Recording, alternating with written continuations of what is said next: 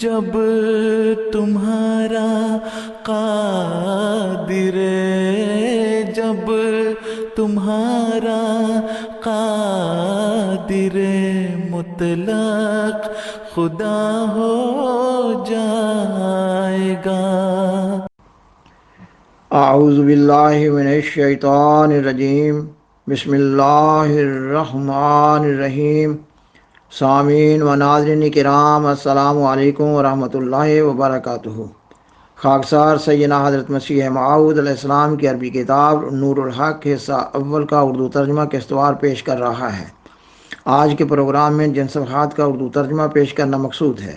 ان میں سیدنا حضرت مسیح موعود علیہ السلام اسلام میں جہاد پر ایک اعتراض کا جواب دے رہے ہیں۔ نیز حضرت مسیح عیسیٰ بن مریم علیہ السلام کے مقام میں جو غلو اختیار کیا گیا ہے اس کی حقیقت بیان فرما رہے ہیں۔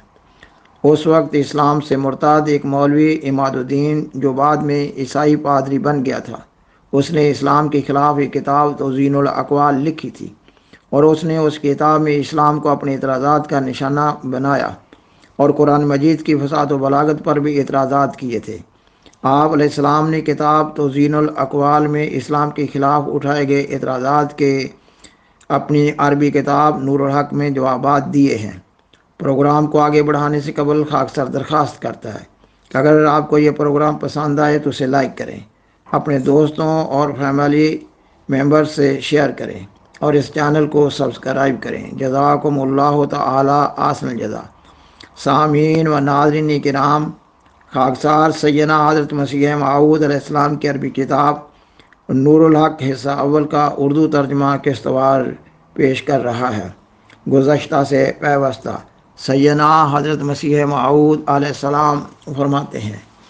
اور ہم بیان کر چکے ہیں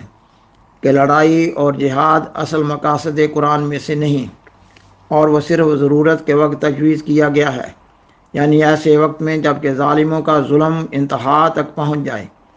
اور پیروی کرنے کے لیے طریق عمل حضرت صلی اللہ علیہ وآلہ وسلم کا بہتر ہے۔ دیکھو کس طرح حضرت صلی اللہ علیہ وآلہ وسلم نے کفار کی ایذا پر اس زمانہ تک صبر کیا جس میں ایک بچہ اپنے سن بلوغ کو پہنچ جاتا ہے، اور کافر لوگ حضرت صلی اللہ علیہ وآلہ وسلم کو ہمیشہ دکھ دیتے اور رات دن ستاتے اور شریروں کی طرح ان کے مالوں کو لوٹتے اور مسلمانوں کے مردوں اور عورتوں کو قتل کرتے اور ایسے بڑے بڑے عذابوں سے مارتے کہ ان کے یاد کرنے سے آنکھوں کے آنسو جاری ہو جاتے ہیں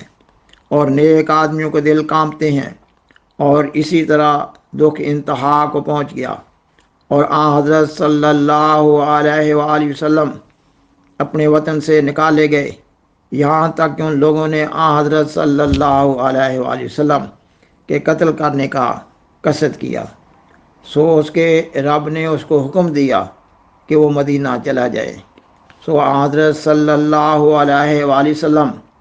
اپنے وطن سے کفار کے نکالنے سے ہجرت کر گئے، اور ابھی کفار نے اظہار ثانی میں بس نہیں کی تھی، بلکہ وہ فتنے بھڑکاتے اور دعوت کے کاموں میں مشکلات ڈالتے، یہاں تک کہ حضرت صلی اللہ علیہ وآلہ وسلم پر اپنے سواروں اور پیادوں کے چڑھائی کی، اور بدر کے میدان میں جو مدینہ سے قریب ہے اپنی فوج کے خیمے کھڑے کر دیے اور چاہا کہ دین کی جڑ کاٹ دیں۔ تب خدا کا غضب ان پر بھڑکا، اور اس نے ان کے بڑے ظلم اور سختی کے ساتھ حد سے تجاوز کرنا مشاہدہ کیا۔ سو اس نے اپنی وحی اپنے رسول پر اتاری اور کہا کہ مسلمانوں کو خدا نے دیکھا جو ناحق ان کے قتل کے لیے ارادہ کیا گیا ہے، اور وہ مظلوم ہیں، اس لیے انہیں مقابلہ کی اجازت ہے، اور خدا قادر ہے جو ان کی مدد کرے۔ سو خدا تعالیٰ نے اپنے رسول مظلوم کو اس آیت میں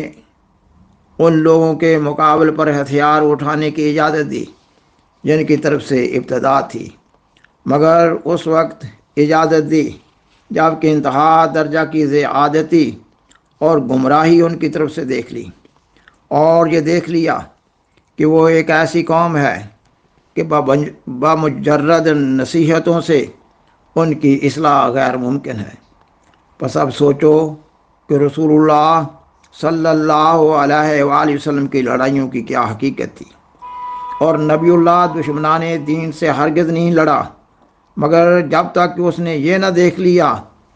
کہ وہ تیر چلانے اور تلوار مارنے میں پیش دست اور سبقت کرنے والے ہیں۔ اور نیز یہ تو نہیں تھا کہ صرف کفار ہی مارے جاتے تھے، بلکہ جانبین سے مرنے والے کام آتے تھے، اور کفار ظالم اور حملہ آور تھے۔ پس اس مقام میں ہر ایک عاقل جس کو خدا نے حمق اور صفحت اور بدوں کی خصلت سے نگاہ رکھا ہو، فکر کرے اور سوچے تاکہ اس پر اسلامی جہاد کی حقیقت ظاہر ہو، اور چاہے کہ دیکھے کہ اس جہاد میں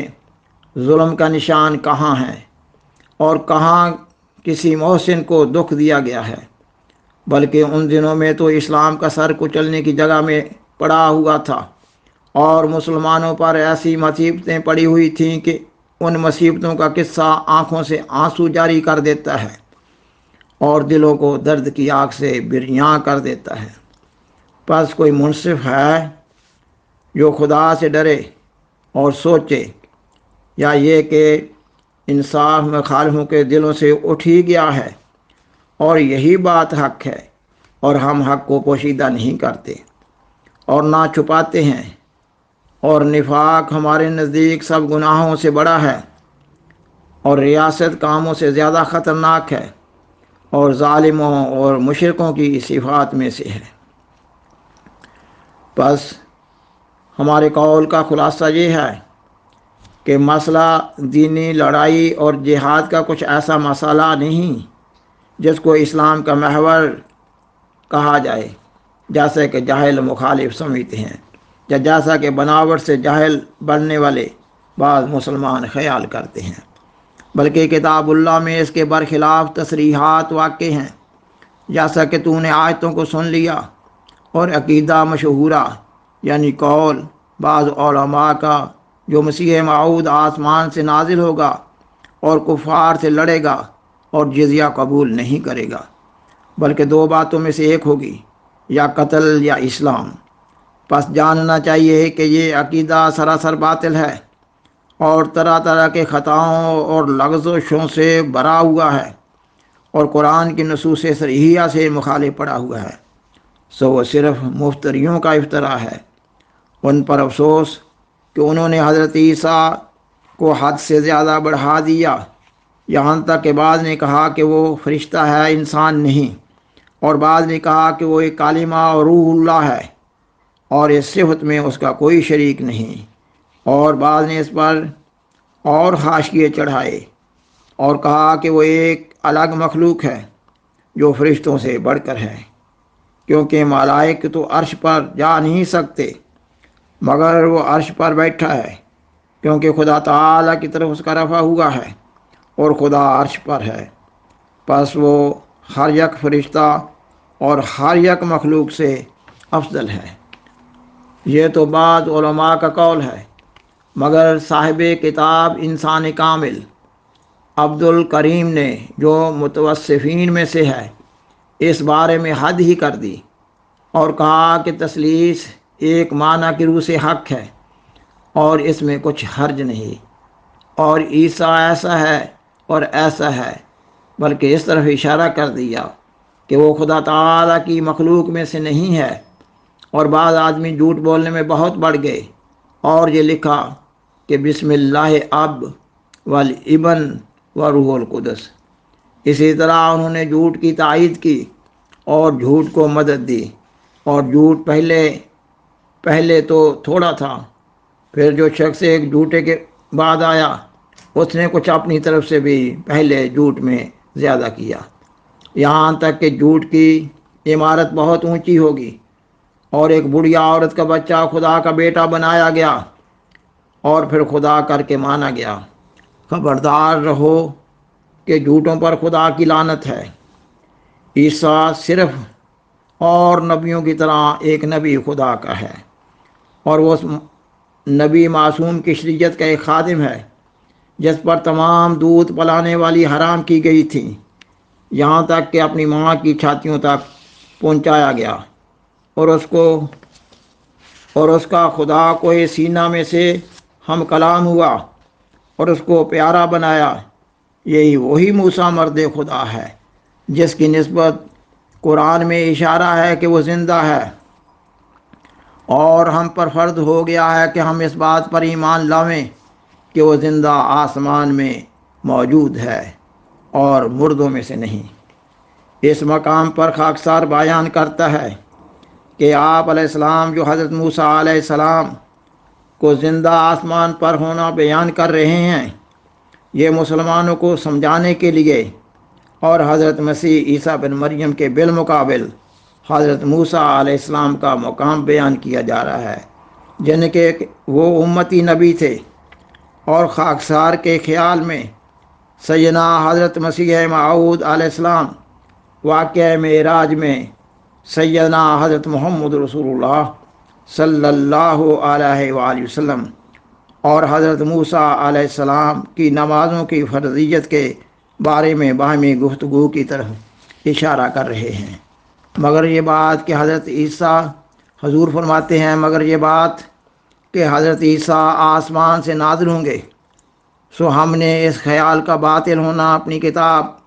حمامۃ البشریٰ میں بخوبی ثابت کر دیا ہے، اور خلاصہ اس کا یہ ہے کہ ہم قرآن میں بغیر وفات حضرت عیسیٰ کے اور کچھ ذکر نہیں پاتے،